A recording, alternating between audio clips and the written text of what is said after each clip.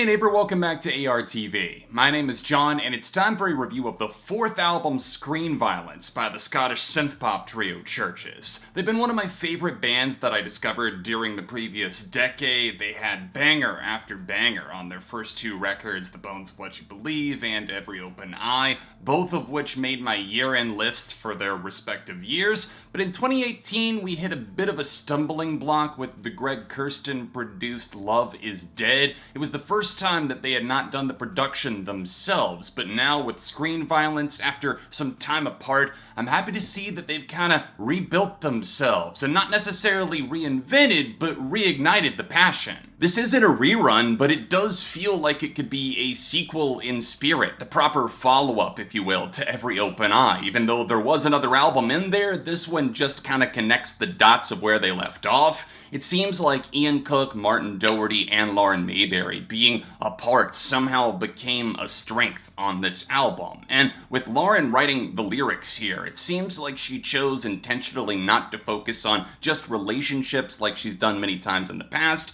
It does pop up as chatter on some of the tracks, like Nightmares, but it's not necessarily a focal point. Instead, we get discussions of gender roles, death, isolation, holding out hope, and letting go, topics that I think really suit the album well, with also some subtle commentary on technology, because with a title like Screen Violence, you might expect that, but it never goes overboard to the point where it becomes preachy. There's twinges of horror injected straight into the bones of this record, and it's fucking glorious. As a massive fan of the horror genre myself, it's fantastic what they were able to do with some of these ideas. They even got the god himself, John Carpenter, to come in and do a Good Girls remix, and both versions of the song are awesome! It's not just the names that are attached to this record, like John Carpenter, Robert Smith, it's also in the lyrical DNA. It's the little trails of blood that they lead going up to what these songs actually take on in their final form. We also have to talk about the production on this record, because wow, is this what heaven feels like? Somebody out there just pinch me? Colorful, blazed out synth crescendos of the 80s give way to sad bouts of electric guitar, and it's so nice to see more actual guitar on a CHVRCHES album. They've worked it in the past, but this is, I think, the most we've ever gotten, and it's absolutely aces! Also worthy of praise is the incredible amount of detailed bass work on the album. It's something that really stands out. It also shapes the backbone of a decent amount of songs. It just sees all of their best elements coming together in this Molotov cocktail that shoots out the other side and pushes it over the moon. Violent Delights is one of the best songs they have ever made. Those kicking programmed drums snarl their way through the performance, kind of dominating but not totally hogging the spotlight, and I also really kind of relate to and appreciate what Lauren Mayberry is singing about with not really recognizing who you're turning into, which only further plays into the horror theme. Martin Doherty also gets more of a chance to sing on Violent Delights, which is always a treat. I love his voice, I love how it contrasts Lauren's, but I also wish that he had gotten his own entire song on Screen Violence, but I guess it's fine. All of his songs tend to be extremely underrated anyways, and I'm glad that he was absolutely able to knock this bridge out of the park. How to Not Drown with Robert Smith of The Cure is one of the best songs of the year. When I heard this, I was so blown away. I thought He Said, She Said was a really good single. It's really, really catchy. I think the lyrics could have been better, but still, How to Not Drown as the second single. Are you kidding me? Robert sounds as haunting and ethereal as ever, and the band do a fantastic job at really gutting out those instrumentals and ending the song on epic fashion. And when they come together right after Robert's short but amazing verse on that second chorus,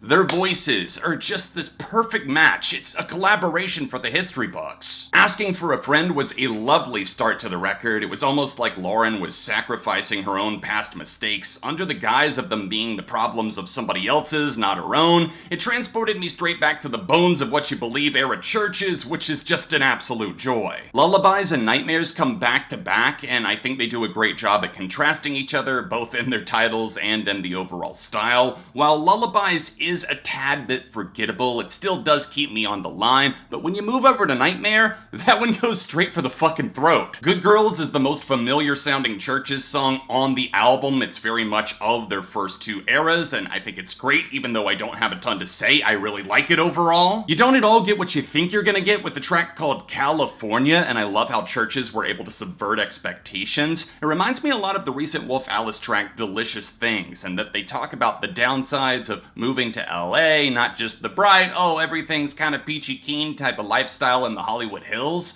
There's also a decent amount of radiation coming from those synth lens flares, which I think is the perfect contrast to this darker subject matter that takes on death. Appropriately, I've saved Final Girl as my last song to specifically discuss, and I think this is one of the best on an already amazing album. Lauren opens with a really cool, very different for CHVRCHES vocal melody to start, and they ripped a page straight out of The Cure's playbook with the opening sounds, the drum programming, also the overall bass vibe, and it sounds absolutely killer. I'm surprised I don't think I've heard a song before that correlated the idea of being the final girl in a horror film, everything that they've had to go through just to survive, and the horrors of just being a woman in real life. I think that Lauren navigates this beautifully, and it's also a banger of a tune. The hook will not leave your head, and also the fiery guitars. Wow, one of the absolute best songs on an already incredible album. Gun to my head, I don't know if I could decide right now what my favorite CHVRCHES album is, but this is certainly another fantastic entry, something that I don't really have many complaints for at all. Maybe a small one, some of the tracks run on just a little bit too long, and I did find that one track Lullabies to be a tad forgettable, but outside of that, Screen Violence is absolutely deserving of a 4.5 out of 5. Thank you guys so much for watching my review of Screen Violence by CHVRCHES. Did you have any thoughts on it yourself? Have you heard the album? Did you love it? Was it a return to form or disappointing for you? Let me know any and all thoughts in the comments section. If you want to see me review another CHVRCHES album, then tap here or tap here for another recent review. All of my socials can be found in the description down below, and outside of that, I'll be back soon with more on ARTV.